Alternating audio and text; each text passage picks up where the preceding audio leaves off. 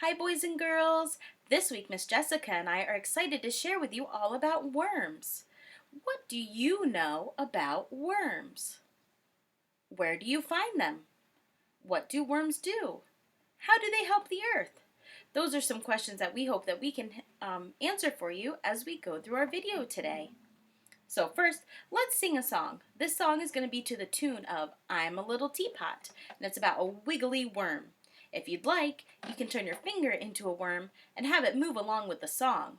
We're going to be going fast, slow, all around, and hiding in its home. All right, let's try together.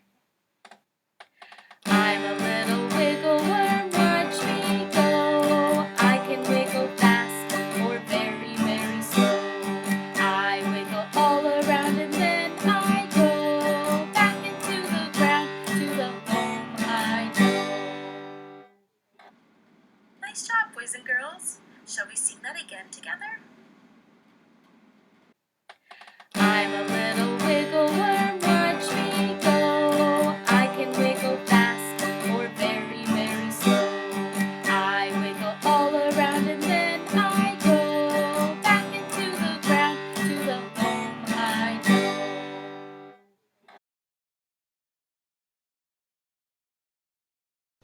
Hi friends. I know many people think that earthworms are only good for fish bait, but I want to talk to you today about some of the other things that earthworms are good for. Earthworms are known as nature's top soil scientists. They're responsible for a lot of the things that help make our soil good enough to grow healthy plants and provide us some food. Worms help to increase the amount of air and water that get into the soil because they make burrows or holes into the ground that helps water and sunlight get down to the roots of our plants. They break down organic matter like leaves and grass into things that plants can use. It gives the plants food. When they eat, they leave behind castings that are a very important type of fertilizer. Earthworms are like free farm help. My buddy here, this earthworm, and many, many more live inside my composting bin. Now, we have a composting bin in our yard. Here, bud, I'll put you back. We have a composting bin in our yard that we put things like eggshells from this morning's breakfast. I have some leftover salad greens in here from last night's dinner, potato peels. I also have paper, some shredded up paper. The worms will eat on all those things, and then when they break it down, they leave behind the castings, and that helps to create more dirt or soil. Having earthworms around in your garden is actually a really good sign that you have healthy soil. So I challenge you today to go outside and look in your yard and see if you can find any earthworms.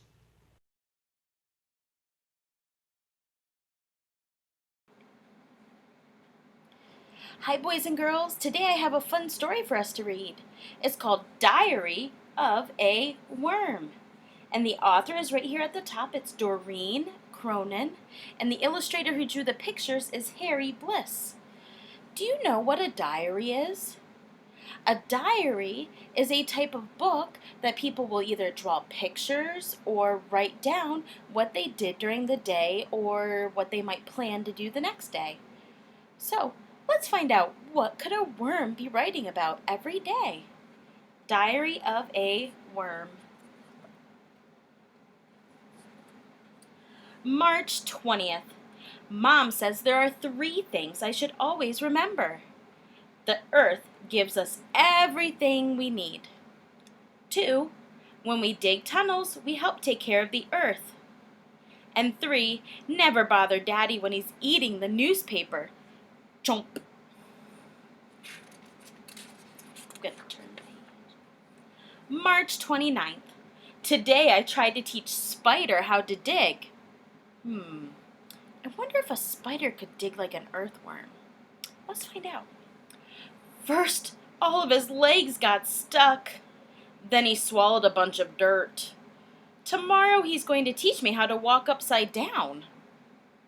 I wonder how that's going to work out. March 30th. Worms cannot walk upside down. Good thing Spider was helping him with his web. April 4th. Fishing season started today. We all dug deeper. April 10th. It rained all night and the ground was soaked. We spent the entire day on the sidewalk. Hopscotch is a very dangerous game. Oh, Worm and his friends are going to have to be safe by having eyes watching and ears listening for those that are hopping around. April 15th. I forgot my lunch today. I got so hungry that I ate my homework. My teacher made me write, "I will not eat my homework," 10 times. When I was finished, I ate that too. Oh boy. April 20th. I snuck up on some kids in the park today. They didn't hear me coming. I wiggled right up between them and they screamed. I love when they do that. Worms have to wiggle, wiggle, wiggle because they don't have any legs or arms to push them along. May 1st. Grandpa taught us that good manners are very important. So today I said good morning to the first ant I saw. That was very kind of the worm to say good morning to the ant. There were 600 more of them in line. I stood there all day saying, "Good morning, good morning, good morning, how are you doing? Good morning, nice to see you, howdy, good morning." That's a lot of good mornings. May 8th. Had the worst nightmare last night. Giant birds playing hopscotch. Mom says I have to stop eating so much garbage right before I go to bed. Oh, he needs a lesson with Miss Heather on eating Go Foods and Woe Foods. Go Foods would help him out. May 15th. I got into a fight with Spider today. He told me you need legs to be cool. That made me feel sad. Then he ran. I couldn't keep up. Maybe he's right. It sounds like Worm needs some cheering up. May 16th. I made Spider laugh so hard he fell out of his tree. Who needs legs? Thud. Oh, I'm glad they're friends again. May 28th. Last night I went to the school dance. We sang the hokey pokey. You put your head in, you put your head out. You do the hokey pokey and you turn yourself about. That's all we could do. They didn't have any arms or legs to put in and out. June 5th. Today we made macaroni necklaces in art class. I brought mine home and we ate it for dinner. My parents were kind and said, "You are very talented." June 15th. My older sister thinks she's so pretty. I told her that no matter how much time she spends looking in the mirror, her face will always look just like her rear end. That wasn't very kind of Worm to say. Spider thought it was really funny, but Mom did not. It is hard, though, to tell where the front of a worm and the back of the worm are, if you ever look at one. July 4th. When I grow up, I want to be a Secret Service agent. Spider says I will have to be very careful because the president might step on me by mistake. It's a dangerous job, I told him, but somebody's got to do it. What do you want to be when you grow up? July 28th. 3 things I don't like about being a worm. 1, I can't chew gum. 2, I can't have a dog. And 3, all that homework. July 29th. 3 good things about being a worm. 1, I never have to visit the dentist. Worms don't have teeth, and a dentist is the one who helps you take care of your teeth.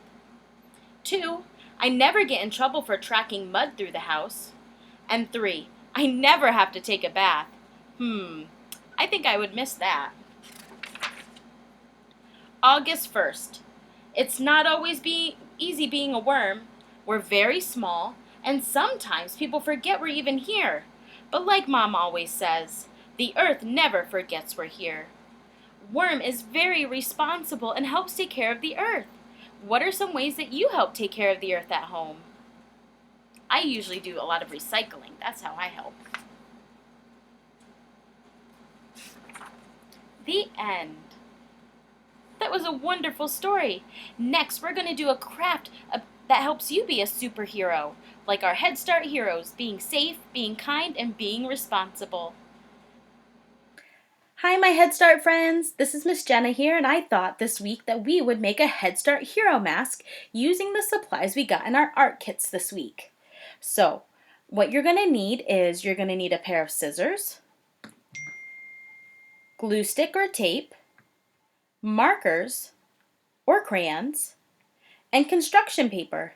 Now our construction paper is a rectangle. So I'm going to hold my rectangle construction paper up, and you can pick any color you like, where the short edge is at the top and at the bottom. And I'm going to fold the top down to the bottom, just like this. Then I'm going to do it again. I'm going to fold the top to the bottom. If you have a hard time folding, just ask a grown-up or an older sibling to help you. Now I'm going to fold it one more time to find where the middle of my mask is going to be. So I'm going to find that short edge. Now the short edge is over here. Okay, and I'm going to fold it over to the other short edge. And then I'm going to open it back up so that I can draw on it. You're going to need a marker for this next step because you're going to draw two ovals. One going like this and one going like this. All right, so let me show you what that'll look like. That's going to look like this, where the two ovals meet in the middle, just like that. Next, we're going to have to draw two more ovals in the middle of these ones. One here and one here, so that we have a place for your eyes to look out. So then it should look like this, or similar.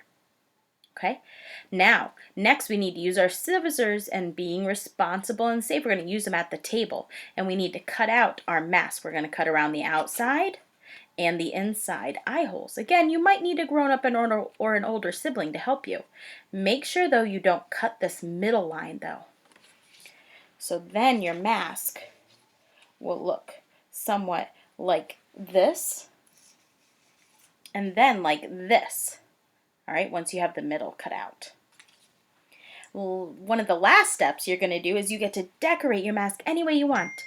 Like I decorated mine using purple lightning bolts, just like that. Next, you're going to need your tape or your glue sticks and a couple strips of construction paper so that you can put a band that'll go around your mask to keep it on your head. I did that on this one. I used green to make my band. Then you're ready to go. Put your mask on and you're ready to be a Head Start hero. Have a great week, boys and girls.